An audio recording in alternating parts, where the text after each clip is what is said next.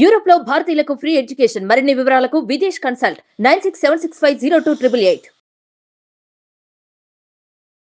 ఇప్పుడు చూడండి, మనం పాజిటివ్ స్టేట్మెంట్ ఎలా చెప్పాలి, ప్రస్తుత స్టేటస్ ఎలా చెప్పాలి, నెగిటివ్ స్టేట్మెంట్ ఎలా చెప్పాలో తెలుసుకున్నాము. నెక్స్ట్ పాజిటివ్ క్వశ్చన్ ఎలా అడగాలి, ఓకేనా. సో మనం క్వశ్చన్ అడగాలంటే కంపల్సరీగా మనం సబ్జెక్ట్తో స్టార్ట్ చేయకూడదు, హెల్పింగ్ వర్బ్తో స్టార్ట్ చేయాలి. ఈ హెల్పింగ్ వర్బ్ అనేది ముందు వస్తుంది, ఈ సబ్జెక్ట్ అనేది తర్వాత వెళ్ళిపోతుంది. కాబట్టి మనం క్వశ్చన్స్ అడగాలంటే కంపల్సరీగా హెల్పింగ్ వర్బ్ సహాయంతో మాత్రమే అడగాలి. సో నువ్వు ఇప్పుడు ట్రైనర్వా అని చెప్పి మనం క్వశ్చన్ అడగాలి, ఓకేనా. సో నువ్వు అంటే ఎవరు, యూ కదా. యూ వచ్చి మనం దేంతో స్టార్ట్ చేయాలి, ఆర్తో అడగాలి. సో ఆర్ యూ ఏ ట్రైనర్నో, నువ్వు ఇప్పుడు ఒక ట్రైనర్వా అని చెప్పి question. What is the answer? Yes, I am a trainer, నేను ట్రైనర్ని.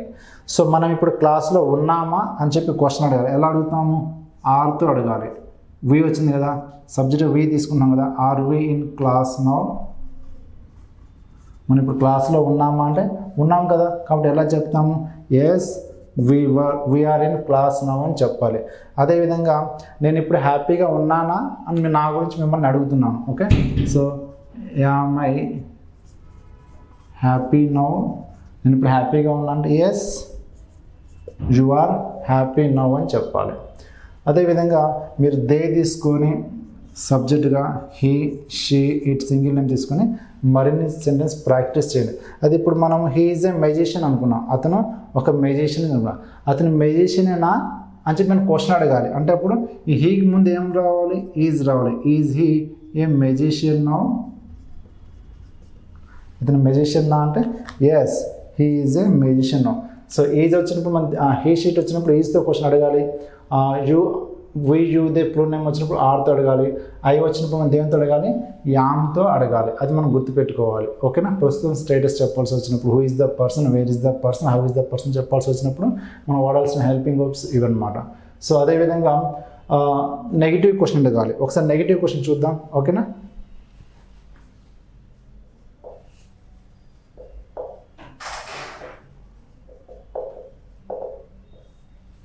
సో నెగిటివ్ క్వశ్చన్ చూసినట్టయితే ఇక్కడ కూడా మన నెగిటివ్ క్వశ్చన్ దేంతో స్టార్ట్ చేయాలి, హెల్పింగ్ వర్బ్ తోటే స్టార్ట్ చేయాలి. So am is are plus not plus subject plus object. Extra మనం ఏం మెన్షన్ చేసాము, నాట్. ఎందుకని, నువ్వు ఒక ట్రైనర్వి కాదా, లేదంటే మనం క్లాస్లో లేమా, నువ్వు హ్యాపీగా లేవా అని అడగాల్సి వచ్చినప్పుడు మనం హెల్పింగ్ వర్బ్ సాయంతో అడగాలి. Am is are plus not plus subject plus object. So are you a trainer, నువ్వు ఒక ట్రైనర్వా అని మనం క్వశ్చన్ అడిగాం. నువ్వు ట్రైనర్వి కాదా అని చెప్పి మనం క్వశ్చన్ అడగాల్సి వచ్చినప్పుడు ఆ ఆర్కి ఎక్స్ట్రా ఏం మెన్షన్ చేయాలంటే నాట్ మెన్షన్ చేస్తే సరిపోతుంది. సో ఆర్ నాట్కి షార్ట్ కట్ ఫామ్ ఏంటి, aren't. So aren't you a trainer no, no I'm not a trainer, నేను ట్రైనర్ని కాదు. మనం క్లాస్లో లేమా ఇప్పుడు అంటే ప్రస్తుతం దేంతో స్టార్ట్ చేయాలి, అరంట్తో స్టార్ట్ చేయాలి. Aren't we in class now, no we aren't in class, మనం క్లాస్లో లేము అని చెప్పాలి.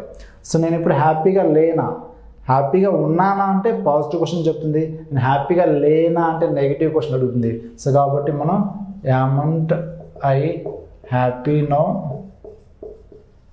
హ్యాపీగా no you aren't happy no, నువ్వు హ్యాపీగా లేవు అని చెప్పాలి. అదే నేను మిమ్మల్ని అడిగాను అనుకో, ఆర్ యూ హ్యాపీ నో అంటే నో ఐఎమ్ నాట్ హ్యాపీ అని చెప్పాలి. సో నా గురించి అడిగాను కాబట్టి మీరు యూతో సమాధానం చెప్పాలి, ఓకేనా. సో అదే నేను మీ గురించి అడిగితే మీరు ఐతో సమాధానం చెప్పాలి. మీరు కొంచెం కన్ఫ్యూజ్ అవుతారు, చూసుకోండి, ఓకేనా. సో అదేవిధంగా దే తీసుకొని, హీ తీసుకొని, షీ తీసుకొని మీరు నెగిటివ్ క్వశ్చన్స్ ట్రై చేయండి, ఓకేనా. ఇప్పుడు ఈజ్ హీ మెజిషియన్, అతను ఇప్పుడు మెజిషియనా అనే క్వశ్చన్ అడుగుతున్నాం. అతను ఇప్పుడు మెజిషియన్ కాదా అని చెప్పి నెగిటివ్ క్వశ్చన్ అడగాలి. సో హీ వచ్చింది కాబట్టి is not, isn't he. Is నాట్కి షార్ట్ కట్ ఫామ్ ఏంటి, ఇజంట్ కదా. ఇజంట్ హీ ఏ మెజిషియన్, అతను ఇప్పుడు మెజిషియన్ కాదా అని అడుగుతున్నాం. నో హీ ఇజంట్ మెజిషియన్, అతను ఇప్పుడు మెజిషియన్ కాదు అని చెప్పాలి. సో ఈ విధంగా మనము ప్రజెంట్ బీ ఫామ్, ప్రస్తుతం మన యొక్క స్టేటస్ చెప్పాల్సి వచ్చినప్పుడు, ప్రస్తుతం మనం ఎవరము, ఎక్కడున్నాము, ఎలా ఉన్నామని చెప్పాల్సి వచ్చినప్పుడు ఏం వాడాలి, ప్రజెంట్ బీ ఫామ్ వాడాలి. Am, is, are. యామ్ ఎవరికి వాడతాం, ఐకి. ఈజ్ ఎవరికి, హీ షీట్స్. ఆర్గా వి యూ దే ప్లూరల్ నేమ్కి వాడాలి. సో మళ్ళీ ఒకసారి క్లియర్గా రిపీట్ చేస్తున్నాను. సో పాజిటివ్ స్టేట్మెంట్ చెప్పాలి అంటే స్ట్రక్చర్ ఏం ఫాలో అవ్వాలి, subject plus am is are plus object. Negative స్టేట్మెంట్కి subject plus am is are plus not plus object. I am a trainer, నేను ఇప్పుడు ఒక ట్రైనర్ని, నేను ఒక ట్రైనర్ని కాదు, I am not a trainer అని చెప్పాలి. నువ్వు ఇప్పుడు ఒక ట్రైనర్వా, నువ్వు అన్నప్పుడు యూతో స్టార్ట్ చేస్తున్నావు కాబట్టి are you a trainer, yes I am a trainer. నువ్వు ఇప్పుడు ట్రైనర్వి కాదా, ఆర్ఎంట్ యు ఏ ట్రైనర్ అని అడగాలి. సో అదేవిధంగా ఇప్పుడు రవి క్లాస్లో ఉన్నాడా అని క్వశ్చన్ అడగాలి. ఈజ్ రవి ఇన్ క్లాస్, ఎందుకని ఈజ్తో ఎందుకు అడుగుతున్నాము, రవి అనేది సింగిల్ నేమ్ కదా, అప్పుడు మనం ఈజ్తో అడగాలి. Is Ravi in class no, yes Ravi is in class అని చెప్పాలి. ఇప్పుడు రవి క్లాస్లో లేడా, isn't Ravi in class no, no Ravi isn't in class, Ravi క్లాస్లో లేడు అని చెప్పాలి. అదేవిధంగా మన సబ్జెక్ట్స్ ఏం తీసుకుంటున్నామో దాన్ని బట్టి మనం బీఫామ్స్ తీసుకోవాల్సి ఉంటుంది, అది మీరు గుర్తుపెట్టుకోవాలి. ఓకేనా, ఒక సీత గీత ఇద్దరు వ్యక్తుల పేర్లు తీసుకుంటే ఈ సీత గీత ఫ్రెండ్స్నో, సీత గీత ఇప్పుడు ఫ్రెండ్సా అంటే yes Sita Geeta are friends అని చెప్పాలి. సో మనము చెప్పేది ఇక్కడ చేసే మిస్టేక్స్ ఇదనమాట, ఈ సీత గీత ఫ్రెండ్స్ అని చెప్పి అడగకూడదు. ఎందుకని, ఈజ్ అంటే ఇద్దరికి వాడకూడదు, ఒక పేరుగా వాడాలి. కాబట్టి ఇక సీత గీత అన్నప్పుడు మనం దేంతో వాడాలి, ఆర్తో వాడాలి.